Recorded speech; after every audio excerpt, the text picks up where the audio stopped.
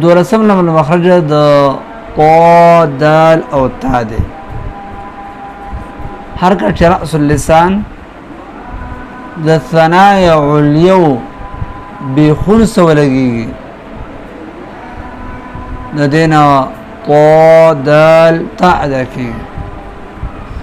او د دې حروف ته حروفی نطعیه وای ځکه نطع غار الفم توي يعني د ثناء عليا د برع معمولی غوندې کنده ده او نطع څه ده وایي کنده ده نو دا حروف هم د دغه ځای نه ادا کېږي یا کوم ځای کې د طرف اللسان لګي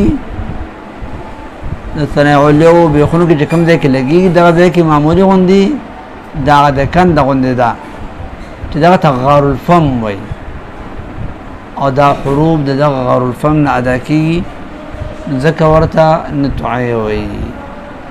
چې داسې ګون ګون غوندې کې زیره دانه دار دیارلسم نمبر مخرج ورپسې مخرج چې دی نو هغه د ضا ذال او ثا دی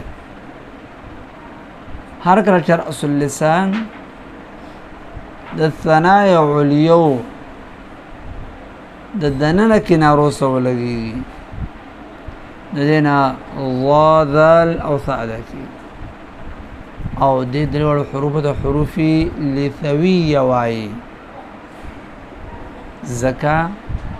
لثو عربی کی وریته وای او د دې حروف مخرج هم وری سره نږدې ده زکا ورته لثویه وای کسرې د لام